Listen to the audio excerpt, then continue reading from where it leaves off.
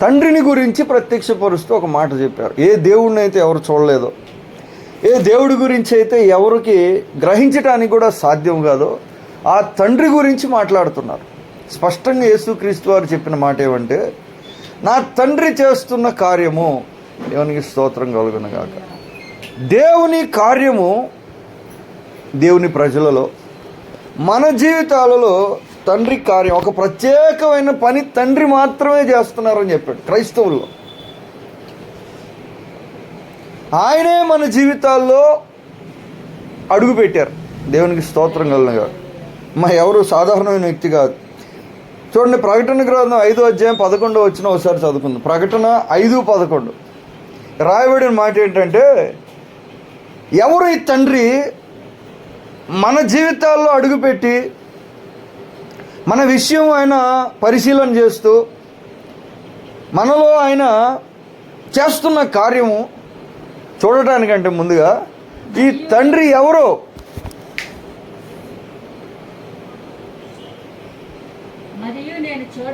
మరియు నేను చూడగా సింహాసనమును జీవులను పెద్దలను ఆవరించి ఉన్న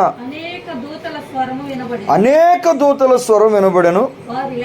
వారి లెక్క కోట్ల కొలదిగా ఉన్నాయి. దేవునికి స్తోత్రం కలుగునుగాక. ఇప్పుడు మనలో పనిచేస్తున్న తండ్రికి ఎంతమంది దూతలు ఉన్నారు?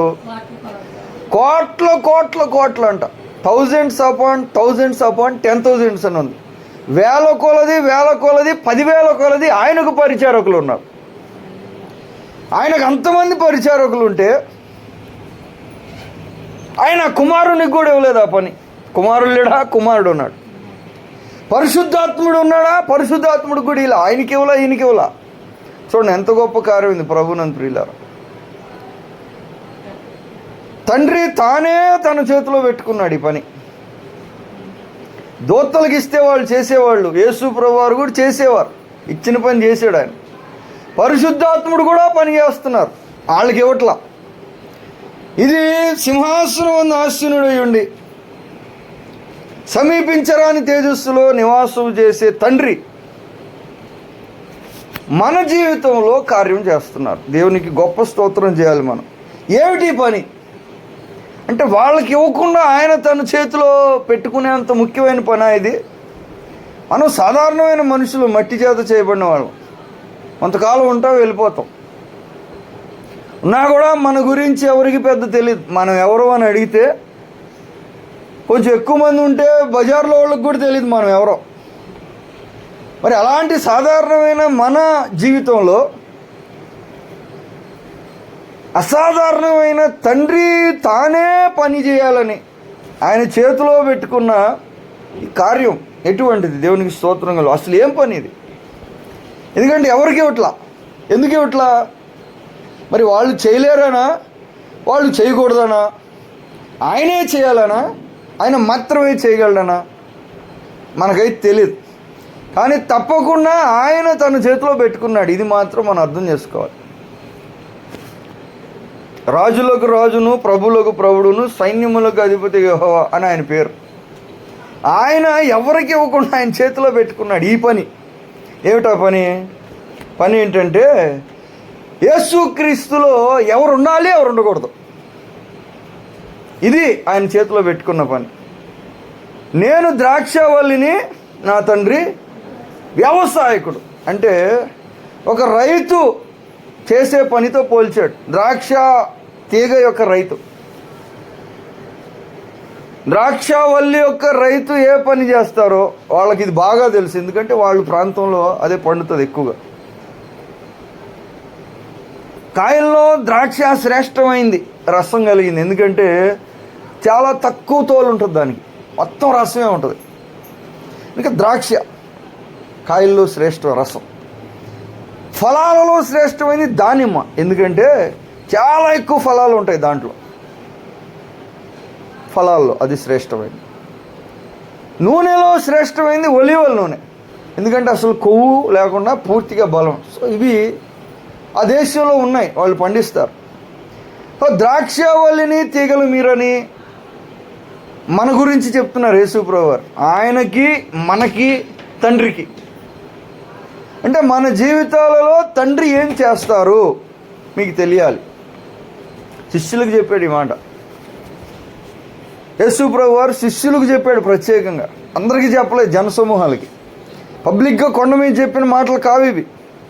చాలా తక్కువ మంది ప్రజలు ఉండగా వాళ్ళతో ఆయన చెప్పిన మాట.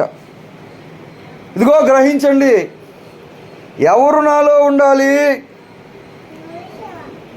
ఎవరిని తీసివేయాలి, ఈ పని ఆయన పెట్టుకున్నాడంట. ఎందుకు పెట్టుకున్నాడు ఆయన? ఎందుకంటే ఆయన తన చేతిలో ఎందుకు పెట్టుకున్నారంటే, యోహాను సువార్త 6వ అధ్యాయం చూడండి, 6వ అధ్యాయం 38వ వచనం. యేసుక్రీస్తులో ఎవరు ఉండాలి, ఎవరు ఉండకూడదు. వచ్చు అని నేను ఎంత మాత్రము బయటకు త్రోసివేయను. 45వ వచనం చదవండి, 45 కూడా, 6:45. నన్ను పంపిన తండ్రి వానిని ఆకర్షించితేనే గాని ఎవడు నా యొద్దకు రాలేడు. యేసు ప్రభు వారు చెప్పిన మాట. ఒకటి, తండ్రి నన్ను పంపారు, అయితే నా దగ్గరకు ఎవరన్నా రావాలా రాకూడదా అనేది నా చేతిలో లేదు, వాళ్ళ చేతిలో లేదు, ఎవరి చేతిలో లేదు. తండ్రి ఆకర్షిస్తే తప్ప నా దగ్గరికి రాలేదు. అసలు రావటమే తండ్రి చిత్తం. ఎందుకంటే ఉండాలో వద్దా, ఆయన తన చేతులు ఎందుకు పెట్టుకున్నాడు? ఎందుకంటే అసలు తెచ్చింది ఆయన, అసలు రప్పించింది కూడా ఆయనే. తండ్రి ఆకర్షిస్తే తప్ప ఎవరూ రాలేరు అన్నారు. అసలు తీసుకువచ్చింది తండ్రి కనుక ఇది దేవుని యొక్క ప్రత్యేకమైన కార్యం. యేసుక్రీస్తు వారి దగ్గరకు నడిపించటం ఒకటి, నడిపించి వదిలిపెట్టట్లేదంట. ఇది గ్రహించాలి బాగా మనం. నడిపించి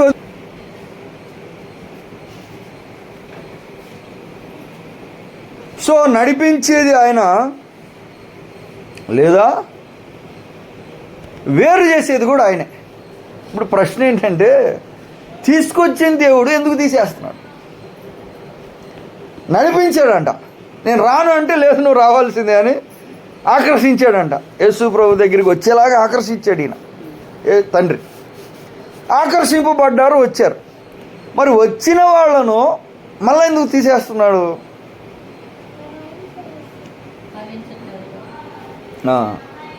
ఇప్పుడు దానికంటే ముందు మనం గ్రహించాల్సిన విషయం ఏంటంటే, తీస్తే నష్టం ఏంటి? యేసుక్రీస్తులో నుండి తీసేస్తే నష్టం ఏంటి అంటే, రోమాపత్రిక 8వ అధ్యాయం 2వ వచనం చూడండి. రోమాపత్రిక 8వ అధ్యాయము 2వ వచనం. సరే, మమ్మల్ని క్రీస్తులో నుండి వేరు చేస్తే మాకు నష్టం ఏంటి? 8వ అధ్యాయం 2వ వచనం.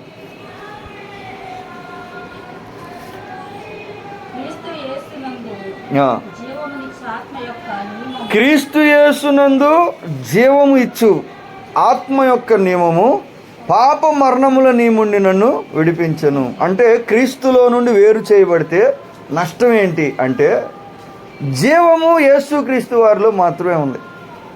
కొలస్సీ పత్రిక 3:3 కూడా చూడండి. ఆకర్షించిన తండ్రి వేరు చేస్తున్నారు కదా, తీసేస్తున్నారు కదా. ఒకవేళ తీసేస్తే తీసి పారవేయను అన్నాడు. ఆ పారేయటం కూడా ఎక్కడ పారేస్తాడంట? అగ్నిలో పారవేస్తారని ఉంది ఇంకొక చోట. తీగలో నుండి తీయబడిన కొమ్మలు ఏవైతే ఉన్నాయో, తీగలు వల్లిలో నుండి, అవి అగ్నిలో పాడేస్తాడంట. అసలు తేవటం ఎందుకు, పెట్టడం ఎందుకు, తీసి పడేయటం ఎందుకు? అంటే తీయటం వల్ల జరిగే నష్టం ఏంటంటే, కొలస్సీ 3:3 చూడండి. కొలస్సీ పత్రిక 3వ అధ్యాయం 3వ వచనం. ఏలైనగా మీరు మృతి పొందితిరి, మీ జీవము క్రీస్తుతో కూడా దేవుని యందు దాచబడి ఉన్నది. మీ జీవం ఎక్కడుంది? క్రీస్తుతో దేవునిలో ఉంది. ఒకవేళ క్రీస్తు నుండి వేరైపోతే మనకు ఏంటి నష్టం? జీవం పోతుంది. దేవునికి స్తోత్రం కలను గాక. సో చాలా పెద్ద నష్టమే ఉంది, మామూలు నష్టం చెప్పట్లా. 2వ తిమోతి 1వ అధ్యాయం 1వ వచనం కూడా చూడండి. 2వ తిమోతి 1వ అధ్యాయము 1వ వచనం. తిమోతి రాసిన 2వ పత్రిక 1వ అధ్యాయం 1వ వచనం.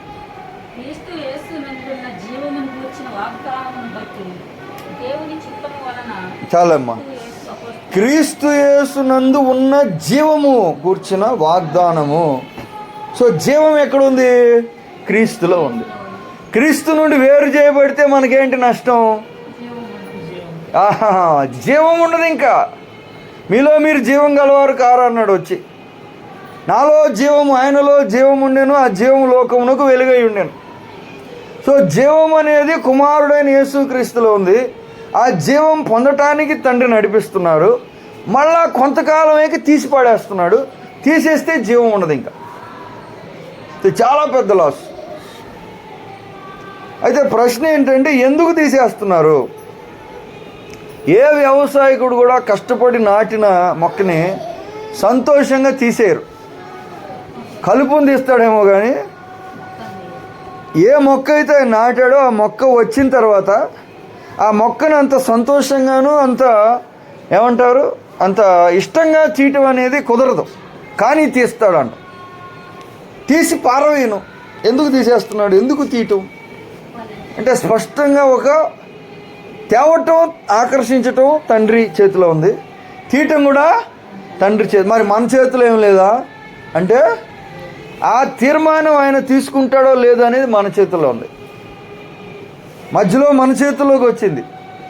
మన చేతిలో పెట్టి దాన్ని మనం ఏం చేస్తామని. యోహాను సువార్త 15వ అధ్యాయం 2వ వచనం చూడండి. యోహాను సువార్త 15వ అధ్యాయం 2వ వచనం. ఎందుకు తీసేస్తున్నాడు? ఆకర్షించడం అంటే జీవాన్ని ఇవ్వటానికి తెచ్చారు. తీసేస్తున్నాడు అంటే జీవం తీసేయటానికి తీసేస్తున్నాడు. అంటే ఇంకా జీవించడానికి వాళ్ళకి అవకాశం లేదు. జీవము అంటే మరణం. మరణం అంటే ఏంటి? అగ్నిగుండం. బైబిల్లో ఉంది. ఇది రెండవ మరణము. అగ్నిగుండము రెండవ మరణం. జీవం తీసేస్తే ఇంక మరణమే ఉంటుంది వాళ్ళకి. తీసేసింది మరణంలోనికి వేయటానికి. మరి ఎందుకు తీస్తున్నాడు అంటే ఇక్కడ ఏముంది? యోహాను సువార్త 15:2లో నాలో ఫలింపని ప్రతి తీగను ఆయన తీసి పారవే. దేవునికి స్తోత్రం కలుగును గాక. 1 నాలో, 2 తీగె, 3 ఆయన, 4 తీసి పారవేయను. ఆయన తీసేస్తాడు. ఎందుకు తీసేస్తున్నాడు అంటే కారణం ఏం చెప్తున్నాడు? క్రీస్తులో ఫలింపని వారికి దేవుని వలన కలిగే తీర్పు ఏంటంటే రప్పించాడు, ఆకర్షించాడు. ఆయనే ఆత్మలో చేసి తెచ్చాడు, అంటుకట్టాడు. మళ్ళా ఇప్పుడు ఏం చేస్తున్నారు? చూస్తున్నాడు. ఏంటి? క్రీస్తులో ఫలము, క్రీస్తులో ఫలించకపోవటం. దేవునికి స్తోత్రం కలుగుగాక. ఫలించటం, ఫలించకపోవటం అన్న ఒక విషయం బట్టి దేవుడు జీవాన్ని ఇవ్వాలా, ఇవ్వకూడదా? క్రీస్తులో ఫలిస్తే క్రీస్తులో ఉన్న జీవము ఇవ్వటానికి తండ్రికి ఇష్టంగా ఉంది. తెచ్చింది, అందుకే జీవం ఇవ్వటానికి తెచ్చాడు. కానీ తేబడిన తర్వాత క్రీస్తులో ఫలించకపోతే చాలామంది ఏమనుకుంటారంటే మిగతా రంగాల్లో ఫలిస్తారు. మిగతా రంగాలు ఫలించినప్పుడు మేము బాగానే ఫలిస్తున్నాం అనుకుంటాం. ఎందుకంటే ఇంతకు మునుపు ఏమీ లేవు, ఇప్పుడు అన్నీ ఉన్నాయి. 2 ఇళ్ళు ఉన్నాయి, బాగా అన్నీ వచ్చినాయి అంటే ఏంటి అర్థం? ఫలించామని అర్థం. ఇంతకు మునుపు కొద్దిగా ఇబ్బంది ఉండేది, ఇప్పుడు సమృద్ధి ఉంది అంటే ఏంటి అర్థం? ఫలించామని అర్థం. ఇంతకు మునుపు గుర్తింపు లేదు, ఇప్పుడు గుర్తింపు ఉంది అంటే ఏంటి అర్థం? ఫలించామని అర్థం. ఇలా ప్రజలు ఏమనుకుంటారంటే మేము ఫలిస్తున్నాం అనుకుంటారు. అంటే భూలోకపరమైన విషయాల్లో ఫలిస్తూ ఉండొచ్చు. అది దేవుని దగ్గరికి వచ్చాకే జరుగుతుంది. దేవుని దగ్గరికి వచ్చిన తర్వాత చాలా రంగాల్లో ఫలింపు ఉండొచ్చు. ఎందుకంటే దేవుడు ప్రార్థనలో అడిగినందుకు, మరి దేవుడు కనుక ఆహారము, వస్త్రము, మరి అదే రీతిగా సదుపాయం అందరికీ ఇస్తారు. మరి ముఖ్యంగా దేవుని బిడ్డలకు కూడా తప్పకుండా ఇస్తారు. ఇంత మునుపు సాతాను దొంగిలిస్తూ ఉంటాడు వాటిని.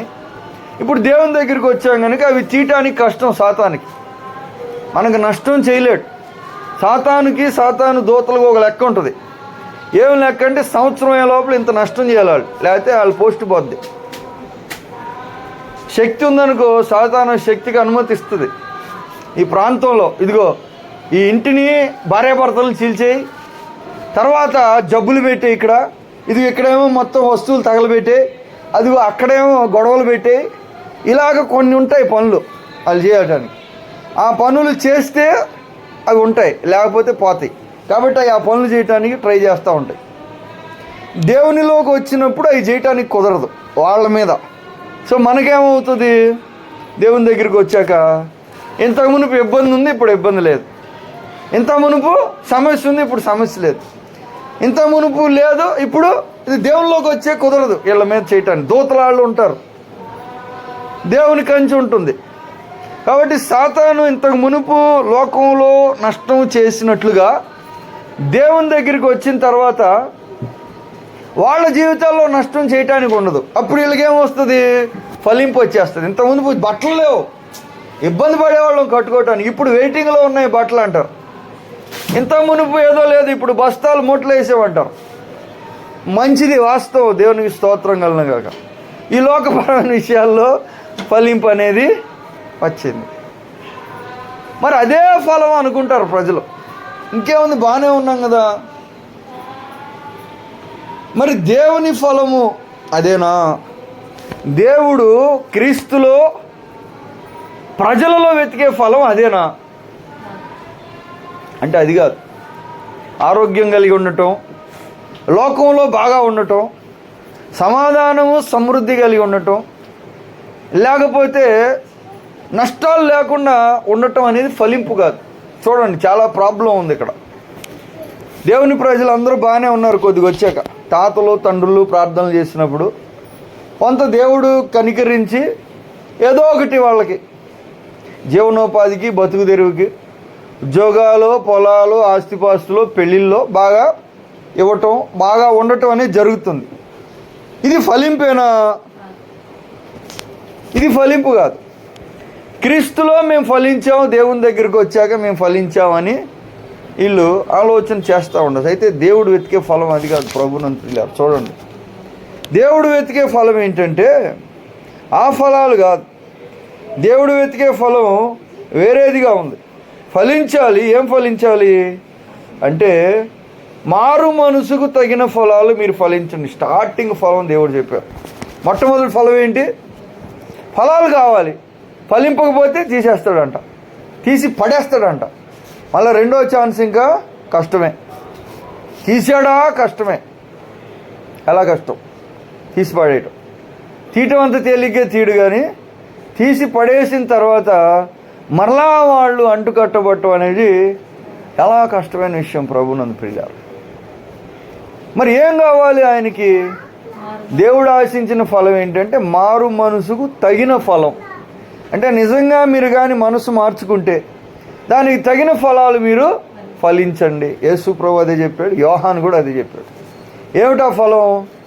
ఏమిటా ఫలం అంటే కొంచెం మీరు మొత్తం మీద మారు మనసుకు తగిన ఫలం కావాలి దేవునికి.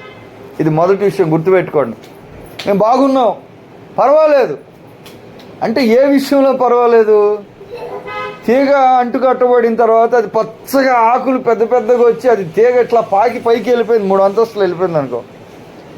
తీగ ఉంటుందా? వల్లిలో పెట్టాక పాకుతో అటు ఇటు తిరిగి మొత్తం అల్లేసి కిటికీ మొత్తం, లేకపోతే పందిరి మొత్తం అల్లేసి చాలా పెద్దగా అయిపోయింది అనుకోండి. అదేనా ఫలం? ఆకులు రావటం ఫలం? పొడుగు పెరగటం ఫలం? మరేంటి ఫలం?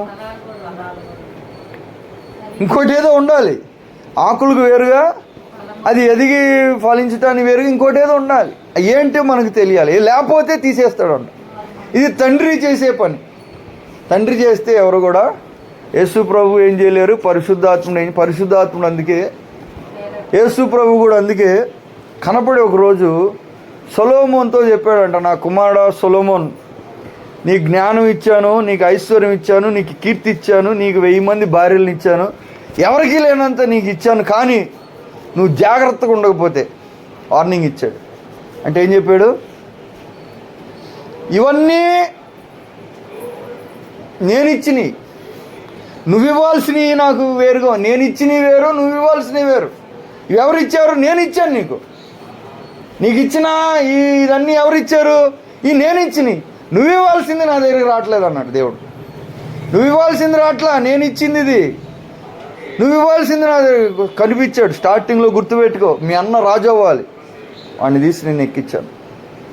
గుర్తుపెట్టుకో, నువ్వు ఇంకోటికి ఇచ్చుండే, నీకు వచ్చింది ప్రేమించి నేను ఇచ్చాను. పేరే పెట్టాడు, బహుగా ప్రేమింపబడినవాడు అని అతని పేరు. అది ప్రేమించాను కాబట్టి ఇచ్చాను. తర్వాత ఈయన బలిస్తే జ్ఞానం కూడా ఇచ్చాడు. అడగలేదు కాబట్టి ఐశ్వర్యం, కీర్తి కూడా ఇస్తాను అన్నాడు. ఎదురుండదు నీకు, నీలాంటివాడు ఉండడు, అసలు ఎవడున్నాడు నీలాంటివాడు అనేసాడు అంతే.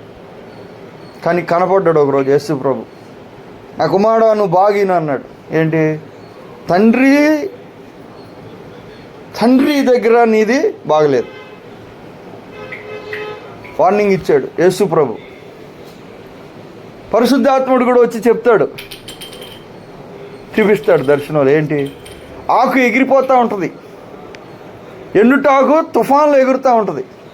అలాగున్నావు నువ్వు. యేసు ప్రభు ఇద్దరు చెప్తారు వచ్చి, తండ్రి ఫలాలు ఎతుకుతున్నాడు నాయన, నువ్వు ఇవ్వాల్సినవి రావట్లేదు మా దగ్గరికి. ఎవరికి ఇవ్వనని నీకు ఇచ్చినా ఇంతకంటే ఏమి ఇస్తారు? ఎవరికి లేనంత ఇచ్చావు నీకు. అందరికి ఇచ్చిందే నాకి అంటారు కొంతమంది. నేను ఎక్కువ అడగట్లేదుగా ప్రభువా. చాలామంది ఏమంటారు, మేము ఎక్కువే అడగట్లేదు, అందరికి ఇచ్చిందే మాకు ఇవ్వమంటున్నా అంటారు. 2,25,00,000 ఇల్లు ఉన్నాయి, నాకు కూడా ఒక ఇల్లు అంటాం. అందరికి ఇచ్చిందే, ఎక్కువేం వద్దు. ఇది అలా కాదంట. ఎవరికి ఇవ్వనంత నీకు ఇచ్చాను, కానీ నువ్వు అందరు ఇచ్చినట్టు కూడా నువ్వు ఇట్లా. వార్నింగ్ ఇచ్చాడు యేసు ప్రభు. తండ్రి వచ్చి, ఎందుకని? తండ్రి వ్యవసాయకుడు. చూడండి, వ్యవసాయకుడు తండ్రి నాలో ఫలించకపోతే మారు మనసుకు తగిన ఫలాలు ఫలించాలి. నువ్వు అలా లేదు, కనిపిట్లా. 2 సార్లు చెప్పాడంట. మళ్ళీ ఒకసారి చెప్తిండ్రగా, ఒకసారి చెప్తింటారా? ఒకసారి చెప్తే మనకున్న తెలివితేటలు ఏంటంటే మనం తెగేదాకా లాగి చూస్తాం. ఇంకొద్ది లాగి తెగుతుంది, ఇంకొద్ది లాగి తెగుతుంది, ఇంకొద్ది లాగి తెగుతుంది, ఇంకొద్ది లాగి చూద్దామని. అలా 2వసారి కూడా కనిపించాడంట. 2 మార్లు కనపడ్డాడంట దేవుడు. హెచ్చరిక, ఆ కుమారుడా నీకు అర్థం కావట్లేదు, వినలేదు. మారు మనసుకు తగిన ఫలాలు మీరు ఫలించండి. తండ్రి చేసే కార్యం ఎవరు తీలేరు. ఆకర్షించారు, అంటుకట్టాడు, అన్నీ ఇచ్చాడు. అర్థమవుతుందా? ఏం కావాలి? ఎఫ్ఎస్సి పత్రిక 5వ అధ్యాయం 9 చూడండి. ఎఫ్ఎస్సి పత్రిక 5వ అధ్యాయం 9వ వచనం. నాకు ఇవన్నీ ఇచ్చాడు. ఎందుకు ఇచ్చాడు? ఇట్రా అని పిలిచి బట్టలు ఇచ్చామనుకోండి. ఒక ఆయనకి ఒకరోజు పిలిచి బట్టలు ఇచ్చాం. ఎవరికి ఇవ్వాలా? బట్టలు ఇచ్చాం. మళ్ళీ 2వ రోజు పిలిచి ఇన్ని ఫ్రూట్స్ ఇచ్చాం. మళ్ళీ 2వ రోజు పిలిచి ఇంత కట్ట డబ్బు ఇచ్చాం. మళ్ళీ 2వ రోజు పిలిచి ఇదిగో బండి కూడా పెట్టుకోమని చెప్పి అలా ఒక్కొక్కటి ఇస్తామనుకో, లాస్ట్కి డౌట్ వస్తుంది, అసలు ఎందుకు ఇచ్చేవి ఇవన్నీ? ఎవరికి ఇవ్వనని ఎందుకు ఇస్తున్నాడు? అసలు అడిగింది ఇస్తున్నాడు, అడిగిన వాళ్ళు ఇస్తున్నాడు. ఎందుకు ఇచ్చాడు? అడగకుండా ఇచ్చాడు. ఎందుకు? అసలు ఏంటి? ఏం కావాలి? ఎఫ్ఎస్సి పత్రిక 5వ అధ్యాయం 9వ వచనం చూడండి. 5:9.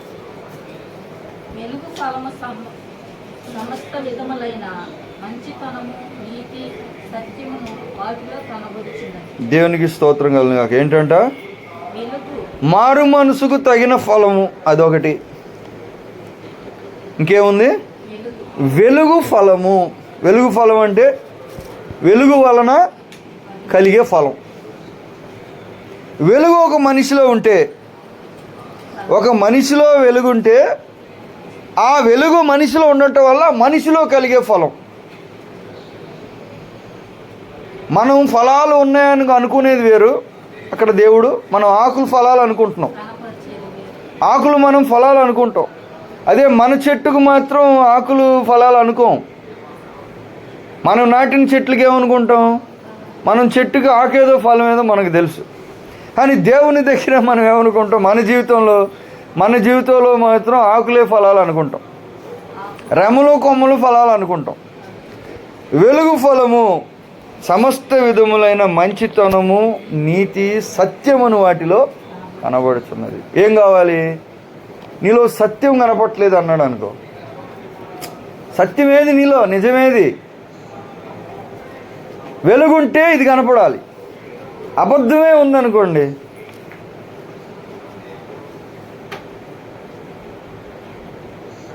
అప్పుడు అబద్ధానికి జనకుడు సాతాను అని ఉంది బైబిల్లో. అంటే చీకటి ఫలం, అప్పుడు చీకటి ఫలం అది. ఇప్పుడు వెలుగు ఫలిస్తుంది, చీకటి ఫలిస్తుంది. విత్తనంలాగా చెప్తున్నాడు. ఇప్పుడు విత్తనం ఎలాగైతే ఫలాలు ఇస్తుందో అలాగ వెలుగు అనేది ఫలిస్తుందంట, చీకటి కూడా ఫలిస్తుందంట. వాక్యం ఫలిస్తుంది. సాతాను పెట్టినా దాన్ని ఏమనాలి? దేవుడు మాట్లాడితే వాక్యం అంటాం. సాతాను చెప్పేది ఉంటుంది, అది కూడా ఫలిస్తుంది. వెలుగు ఫలము, సత్యము, మంచితనం ఏది నీలో? సొలొమోను నేను ఎతికింది అందరిలో ఎతుకుతున్నాడు అంట. యేసుప్రభు వారు చెప్పారు, నాలో ఫలింపని ప్రతి తీగ అంటే ప్రతి తీగని టెస్ట్ చేస్తాడు. కొన్ని చూసి వదిలిపెట్టాడు. ఆ ఇంట్లో ఈ తీగ బాగుంది, ఈ తీగ బాగాలేదా? 4 తీగలు ఉన్న ఇంట్లో ఒక తీగను చూసి మిగతా 3 వదిలిపెడతాడా? అట్లా కాదు, ప్రతి తీగ అంటున్నాడు. ప్రతి తీగని టెస్ట్ చేస్తాడంట ఇంట్లో. తీగను, ఎందుకంటే తీగను ఆకర్షించాడు కాబట్టి తీగను. వెలుగు ఫలము, మారు మనసుకు తగిన ఫలము. అంటే మారు మనసుకు తగిన ఫలం ఏంటి? పశ్చాత్తాపం. అయ్యో అనవసరంగా నేను బాధ పెట్టాను, ఇంక బాధ పెట్టకూడదు. అనవసరంగా నేను తిరగబడకూడదు. అనవసరంగా నేనేం చేశాను? తప్పు చేశాను, ఇంక చేయకూడదు. దుఃఖం చేసినందుకు, పశ్చాత్తాపం ఇంక చేయకూడదని. పరిహారం అంటే బాగు చేయటానికి, ప్రాయశ్చిత్తం తిరిగి నడవటానికి. ఇవి కనపడాలి మారు మనసుకు తగిన ఫలాలు. వచ్చారు పోయారు. బాప్తీసం యోహాను దగ్గరికి బాప్తీసం ఇచ్చాడు. ఏమంటున్నాడు? అసలు మీకు ఎవరో చెప్తుంది అన్నాడు. ఎవరు మీకు చెప్తుంది?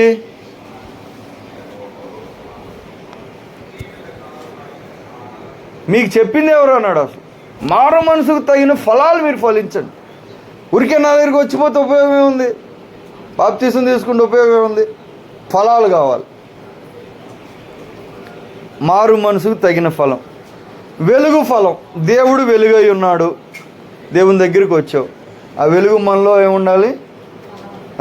ద్రాక్ష వల్లిలో ఉన్నదేగా తీగలో ఉంటుంది. సో దేవుడు వెలుగైతే దేవుని బిడ్డల్లో ఏముండాలి? వెలుగుంటే ఫలం ఏది మరి? మంచితనము, నీతి, సత్యం ఏది? కనబడలేదా? మారు మనసు ఫలం లేదు, వెలుగు ఫలం కూడా లేదు.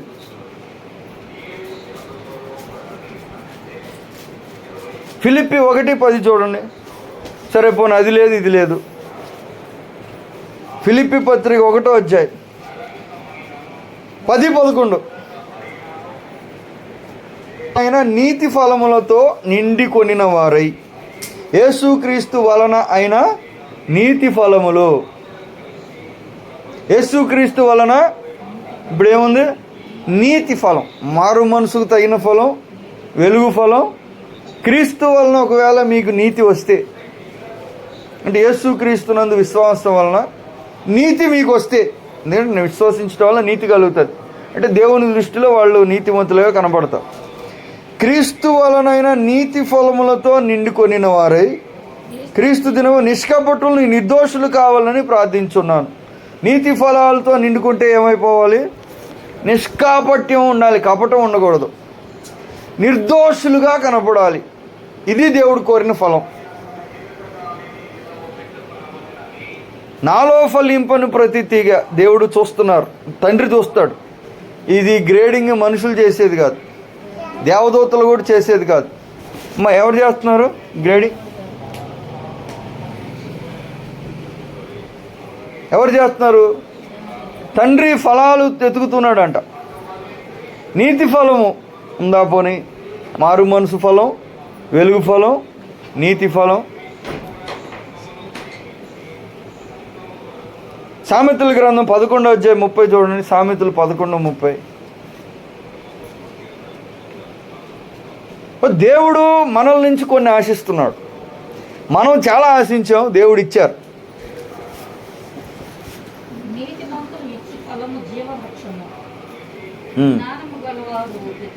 నీతి మంచులు ఇచ్చు ఫలము నీతి వలన కలిగే ఫలం జీవవృక్షంతో సమానం అంట. అంటే జ్ఞానము గలవాడు ఇతరులను రక్షణ.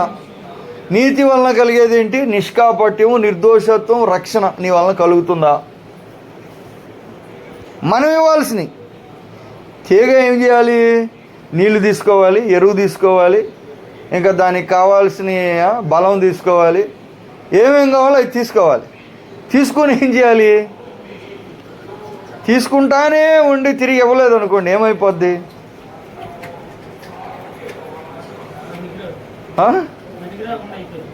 చుట్టానికి బాగా దిట్టంగా ఇంతలా అంత ఉంటుంది, కానీ బలం తీసుకుంటా ఉందనుకో ఏమైపోద్ది? అది ఇంకా లావుగా లావుగా లావుగా లావుగా లావుగా ఇంత అయితే ఇంత అయిపోద్ది. ఫలం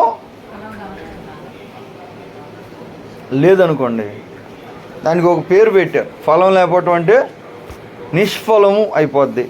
అంటే ఫలం లేనిది. ఫలం లేనిది అంటే ఏంటి దాని అర్థం? నిష్ఫలం అంటే వాడుక భాషలో ఏమంటాం దాన్ని?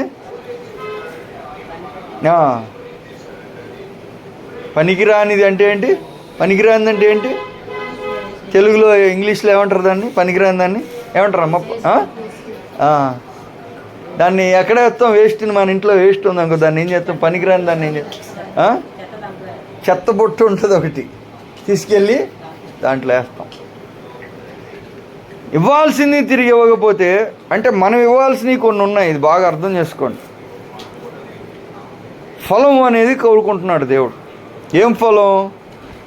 మంచిగా ఉండు అంటాడు, నీతిగా ఉండు అంటాడు, యథార్థంగా ఉండు అంటాడు, కపటం లేకుండా ఉండమంటున్నాడు, సత్యాన్ని ప్రేమించమంటున్నాడు, రక్షణ అనేది కలిగించండి అంటున్నాడు.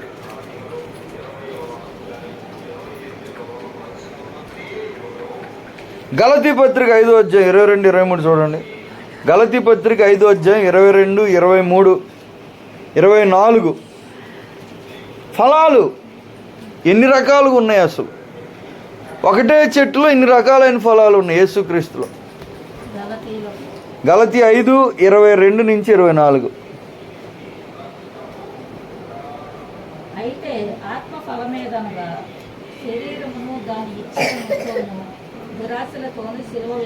అయితే ఆత్మఫలం ఏమనగా, ఇంకొక మాట, ఆత్మఫలం అంటే ఆత్మ మనలో ఉండటం వలన కలిగే ఫలం. నీతి ఉండటం వలన కలిగే ఫలం, మారు మనసు వలన కలిగే ఫలం, వెలుగు వలన కలిగే ఫలం, పరిశుద్ధాత్మ ఉండటం వలన కలిగే ఫలం. ప్రేమ, సంతోషము, సమాధానము, దీర్ఘశాంతము, దయాళుత్వం, మంచితనం, విశ్వాసం, సాత్వికము, ఆశా నిగ్రహము, ఇలాంటి వాటికి విరోధమైన నియమము ఏది లేదు. ఇలాంటి వీటికి అసలు వ్యతిరేకంగా ఏది ఉండదంట సృష్టిలో. క్రీస్తు యేసు సంబంధులు శరీరమును దాని ఇచ్చలతోనూ దురాశలతోనూ సిలువేసి ఉన్నారు. దేవునికి స్తోత్రం కలుగుగాక. క్రీస్తు యేసు సంబంధులు ఏం చేస్తారు? శరీరాన్ని సిలువ వేస్తారు. అంటే యేసు క్రీస్తులో ఉన్నావు అంటే ఏ ఫలం ఉండాలి? ఇలాంటి ఫలాలు ఉండి ఫైనల్గా ఇలాంటి రిజల్ట్ ఉండాలి. కనీసం ఫలాలు, ఇప్పుడు ఫలం కనపడుతుంది అనుకో, చూస్తారు, చిన్న చిన్నవి ఉన్నాయి పిందులు అంటే అర్థం ఏంటి? పూతకు వచ్చింది అంటే రేపు అది ఫలాలు ఇస్తుంది ఖచ్చితంగా, అది అర్థం.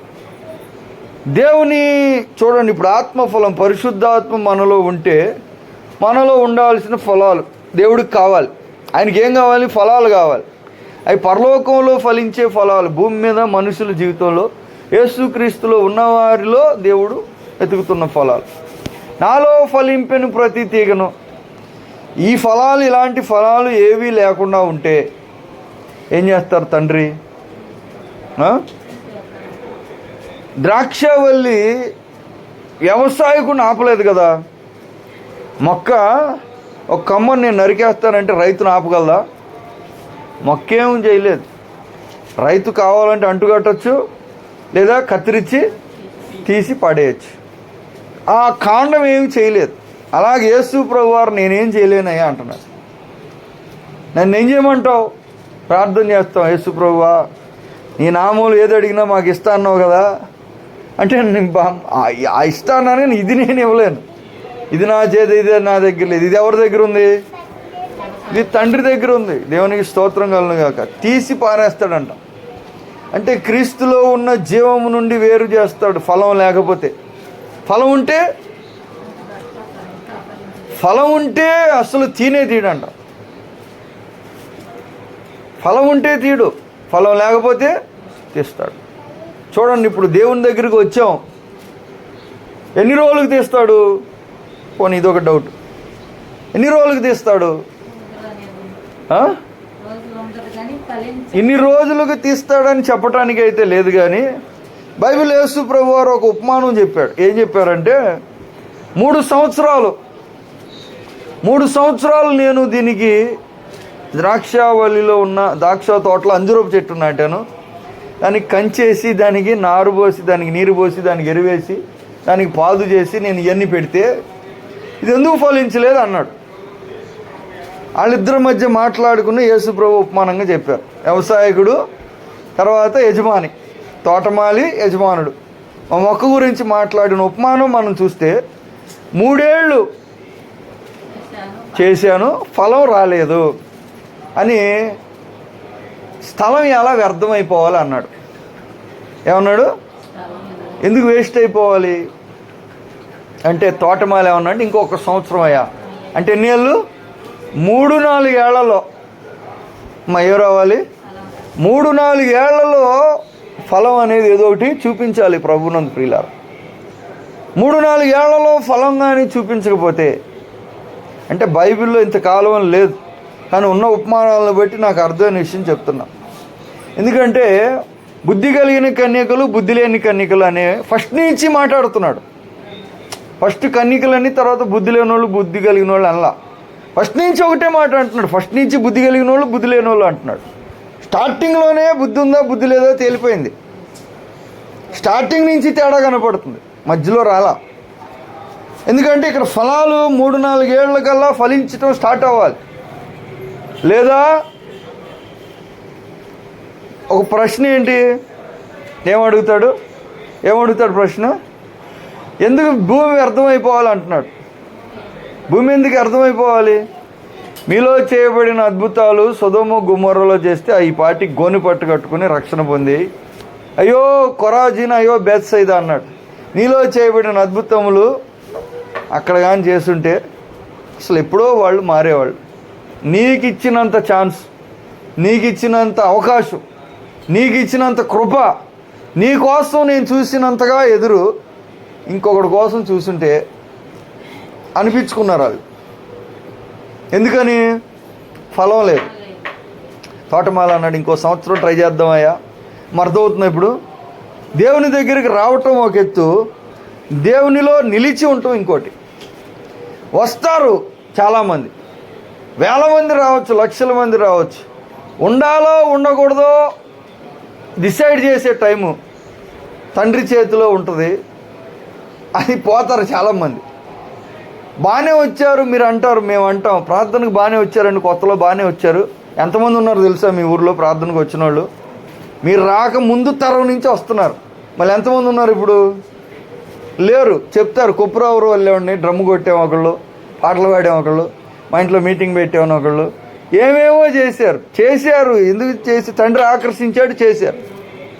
మళ్ళీ తీసేసాడు. ఇప్పుడు వెళ్ళట్లేదండి అన్నారు. పోనీ మమ్మల్ని రమ్మంటావా మీ ఇంటికి అంటే మీరు కూడా రావద్దు అంటారు. ఒకప్పుడు వెళ్ళిన వాళ్ళు ఇప్పుడు వాళ్ళు మానేశారు, మనల్ని కూడా వద్దులే అంటారు. వద్దులే అని ఇప్పుడు రావద్దులే. ఎందుకని? తీసి పాడేశాడు. ఎందుకు తీశారు? ఫలించటం లేదు. అర్థమవుతుందా మీకు? వచ్చారు కదా అంటే వస్తే సరిపోదు, ఫలాలు ఫలించే ఒక స్వభావం వాళ్ళలో ఉండాలి. ఆ వివేకం, అలాంటి ప్రవర్తన ఉండాలి. దేవుడు ఆ కోరికతోనే పిలిచాడు. తెచ్చింది ఎందుకు? అందరూ ఫలించాలని పిలిచాడు. అందరూ రక్షణ పొందాలని దేవుని చిత్తం. కానీ అందరూ పొందుతారా? పొందటం లేదు. ఎందుకు పొందటం లేదు? నేనేం తక్కువ చేశాను అన్నాడు దేవుడు. దేవుని ప్రశ్న ఏంటంటే, నేను ఏం తక్కువ చేశాను నాకు చెప్పండి ముందు. ఏం తక్కువైంది నీకు అంటే ఏం మాట అట్లా?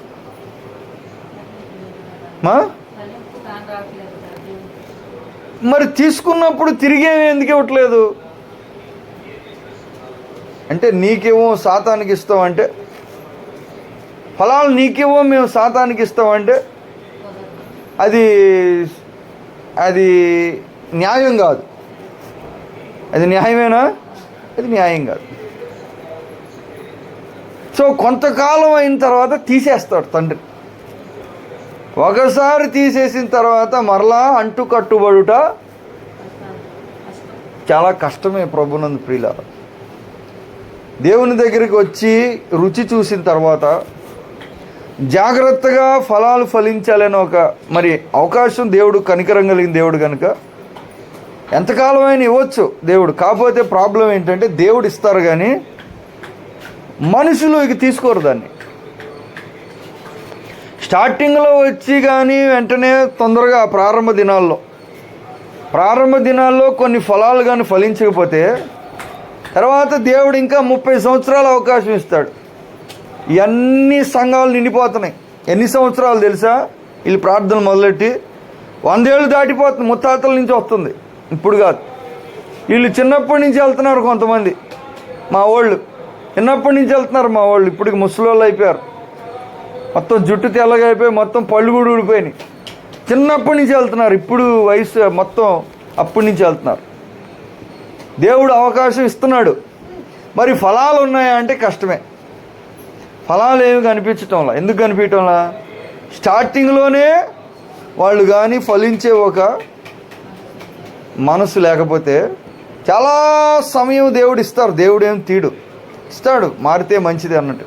శిలువ మీద దొంగోడికి లాస్ట్ సెకండ్లో దొరికింది. తప్పు చేసిన వాళ్ళందరికీ దొరికింది అవకాశం. నా యుద్ధకు వచ్చు అని నేను ఎంత మాత్రము వస్తే నేను తోసేయను అంటున్నాడు. వాళ్ళు రారు. నన్ను దోసేస్తారు కావాలంటే, ఆయన దోసేస్తారు. అర్థం చేసుకోండి.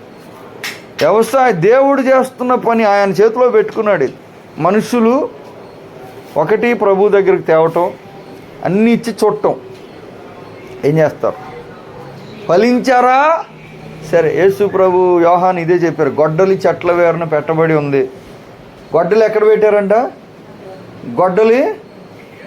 గొడ్డలు ఇట్లా వేరు మీద పెట్టామంటే దాని అర్థం ఏంటి? వేరు మీద అంటే కరెక్ట్ గురి చూసి అక్కడ కొడతాడు అనే అర్థం. చెప్పారు వేరు మీద ఉంది. ఇజ్రాయెల్ దేశంతో చెప్పాడు, మీకు దగ్గర 1500 సంవత్సరాల అవకాశం ఇచ్చాడు దేవుడు, మీరు ఫలించలా. 1500 సంవత్సరాలు ఇచ్చాడు వాళ్ళకి. చెట్టు వేరు మీద పెట్టాడండి. గొడ్డలు అంటే అక్కడ కొడతాడు. ఇక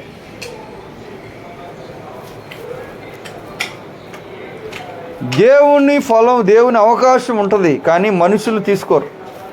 మీరు అర్థం చేసుకోండి. స్టార్టింగ్ అందరూ వచ్చారు కానీ అన్నీ తీసుకున్నారు, అన్నీ చూశారు, అంతా అర్థమైంది. తర్వాత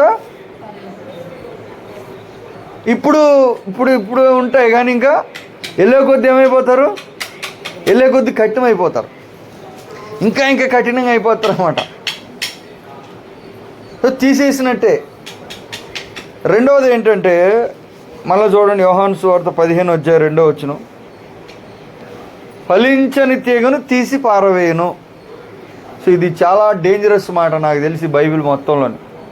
అత్యంత ప్రమాదకరమైన మాట. తీసి పడేసాడంటే, తండ్రి తీసి పడేసాడంటే ఇంకా వాళ్ళకు ఇంకా సాతానుతో సమానంగా అయిపోయారు.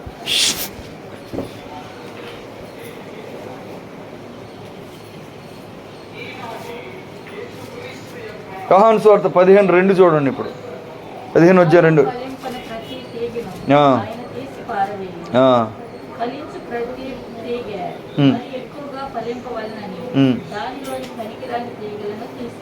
ఫలించు ప్రతి తీగ. మళ్ళీ ఇంకొక రకంగా ఉంది. ఫలించకపోతే మొత్తం తీసి పాడేస్తాడు. ఫలిస్తారు కొంతమంది. ఫలించు ప్రతి తీగ, దాని విషయం దేవునికి ఒక కోరిక ఉంది. ఏం కోరిక ఉంది? మరి ఎక్కువ ఫలించాలి. మరి ఎక్కువ ఫలించాలని తండ్రి ఏం చేస్తారంట?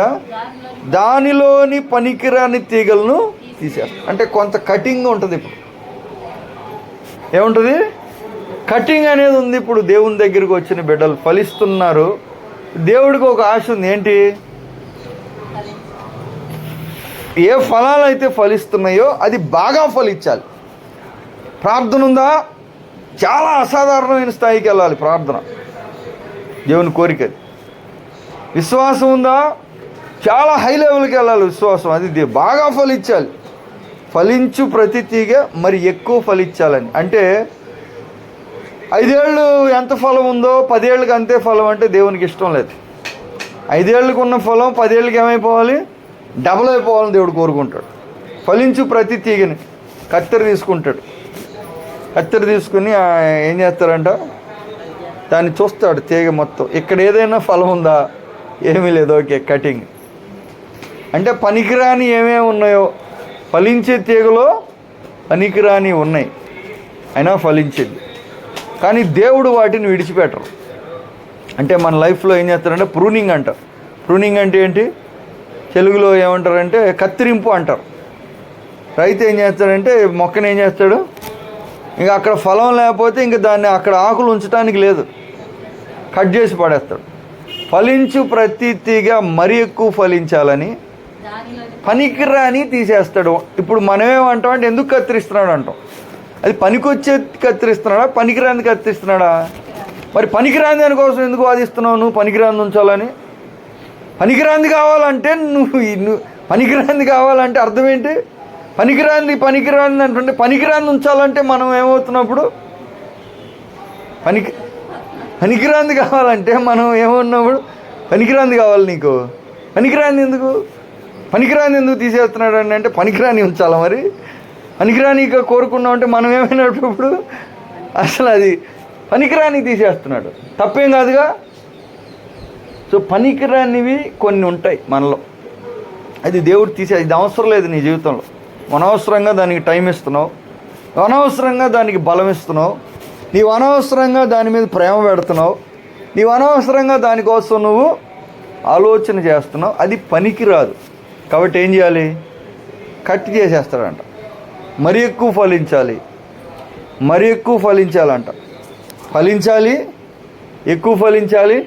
తర్వాత చెప్తూ యేసుప్రభువు వారు ఏమన్నారంటే బాగా ఫలించాలన్నాడు. ఎక్కువ ఫలించాలంట, బహుగా ఫలించుట వలన నా తండ్రి మహిమపరచబడును అన్నాడు. ఫలింపు, ఎక్కువ ఫలింపు, బహుగా ఫలించటం, అప్పుడు దేవునికి మహిమ కలుగుతుంది. అలాగా దేవుడు కోరుకుంటున్నాడు. బాగా ఎక్కువ కాయలు కావాలా మీకు మిరప చెట్టుకి, లేకపోతే చెట్టుకి ఒక కాయ చాలండి అంటారా? కాయ లేదు అన్నట్టుగా కొమ్మకు ఒక మిరపకాయ ఉంటే చాలండి. మొత్తం ఎన్ని కావాలి? అర్థం చేయండి పాస్టర్ గారు, కింటాలు కావాల్సిందే మాకండి. ఎంత ఎక్కువైతే అంత మంచిది. దేవుడు కూడా అదే అంటున్నాడు, ఎంత ఎక్కువైతే అంత మంచిది. అది దేవుని తండ్రి ఆశించేది. అలా ఫలం తేవటానికి తండ్రి మన జీవితంలో పనిచేస్తున్నాడు. అది ఆయన చేతిలో పెట్టుకోవాలి. దూతలు అందరూ తండ్రి ఆయన తీసేస్తున్నాడు. ఇప్పుడు ఆయన వర్క్ చేస్తున్నాడు మనలో. పనికిరాని తీగలను తీసేస్తాడు ఆయన. అది ఉంచమంటాం కరెక్ట్ కాదు. ఎందుకని? పనికిరాని దాన్ని ఉంచమంటాం వివేకం కాదు. ఏ పనికి? ఈ వెలుగు ఫలం, నీతి ఫలం, ఆత్మఫలం, మారు మనసుకు తగిన ఫలం. సో తండ్రి మన జీవితంలో అర్థం చేసుకోండి కార్యం చేస్తున్నారు. కొన్ని కత్తిరింపులు మనం ఎదుర్కోవాలి. స్లోగా కొంచెం నిద్ర కటింగ్ చేస్తాడు, స్లోగా కొంచెం మాటలు కట్ చేస్తాడు, స్లోగా కొన్ని కటింగ్ చేసేస్తాడు. ఎందుకని? అవి కట్ చేస్తే ఈ బాగా పెరుగుతాయి కాబట్టి అవి చేస్తాడు అన్నమాట. సో ఈ జ్ఞానం కూడా మనం ఈరోజు కలిగి ఉండి ప్రభునందు ప్రియులారా, దేవుడు ప్రేమించి ఈ పని చేస్తున్నాడు. అంతే అంత శ్రద్ధ తీసుకుంటున్నాడు అంటే ఒక మొక్క విషయం, దాని అర్థం ఏంటి? ఫలించాలని ఆయన శ్రద్ధ తీసుకుంటున్నాడు అంటే ప్రేమ చూపెడుతున్నాడు అని అర్థం. తండ్రిని మించిన వాళ్ళు లేరు ఈ సృష్టిలో. ఎంత గొప్ప తండ్రి! సాధారణమైన మనుషులమైన మన జీవితంలో ఇంత శ్రద్ధ కలిగి దానికి ఏదో చేయాలని ఆయన ప్రయత్నం చేసి ఇది చేద్దాం అని, ఇలా చేద్దాం అప్పుడు వీళ్ళు ఫలిస్తారని దేవుడు ఆలోచన చేసి మన జీవితంలో చేయటం దేవుని ప్రేమ గుర్తు అని మీరు అర్థం చేసుకొని మరి దానికి తగినట్లుగా ప్రభునందు ప్రియులారా మరి మనం ఆయనలో ఉన్నాం, మనం తిరిగి ఇవ్వాల్సినవి కొన్ని ఉన్నాయి. ఈ ఫలాలు మనం ఇవ్వగలిగితే బహుగా దేవునికి మహిమ కలుగుతుంది అంట. ఏం కలుగుతుంది? మీరు బహుగా ఫలించడం వలన తండ్రి మహిమ పరచబడును. సో దేవునికి భూమి మీద మహిమ కలుగుతుంది. పరలోకంలో ఉంది, ఇక్కడ కలగాలి ఆయన కోరుకుంటున్నారు. అది మనుషుల ద్వారా కలగాలి, ఫలాలు ఫలించడం ద్వారా కలగాలి.